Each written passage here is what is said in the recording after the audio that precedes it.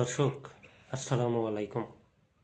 হিন্দু এক নারী, তিনি আকুতি মিনতি করে কান্নাকাটি করছেন আর বলছেন, আমাদেরকে বাঁচান, জামাতের দাঁড়িপাল্লায় ভোট না দিলে আমাদেরকে মেরে ফেলার হুমকি দিয়েছে। চলেন সেই ছোট্ট ভিডিওটুকু দেখে আসি। আমাদের লোকের ভোট না দেয়, এগরে বাড়ি ঘর আগুন ফিরে দিব, তোমার কাছে জীবন ভিক্ষা চাই। দেখলেন কিভাবে মহিলাটি, নারীটি কান্নাকাটি করে বলছে, আমাদেরকে বাঁচান। এই তো গেল এক পর্ব জামাতের ভোট চাওয়ার।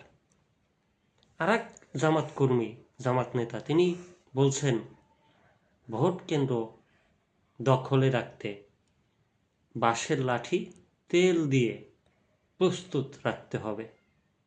চলেন সেই ভিডিওটুকু দেখে আসি।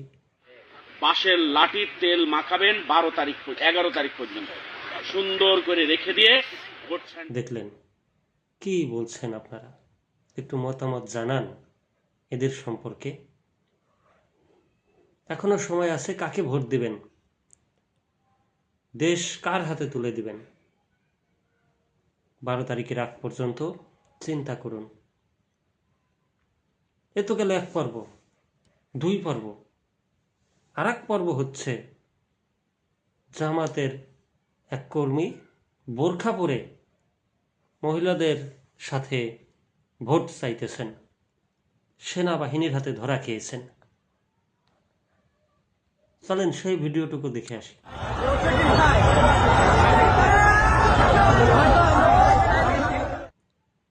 এই ধরনের লীলা কীর্তিগুলা শুধু এই ঘটনা না, প্রতিদিন সব ঘটনা ঘটিয়ে দিচ্ছে জামাত কর্মীরা। এখন দাড়ি টুপি মাথায় দিয়েই যদি প্রত্যেকটা মানুষ জান্নাত বিক্রি করে আর সাধারণ মানুষের সাথে ধোঁকাবাজি খেলার একটা শখ তৈরি করে, মানুষ কি বোকা? মানুষ বোকা নয়। কি বলেন আপনারা? মানুষ কি দাঁড়িপাল্লায় ভোট দিবে নাকি ধানের শীষে ভোট দিবে? অবশ্যই কমেন্ট করে জানাবেন যে এই যে কাজগুলো করছে, এগুলো আপনার দৃষ্টিকোণ থেকে কতটুকু ন্যায়সঙ্গত মনে হয়। অবশ্যই কমেন্ট করবেন, জানাবেন।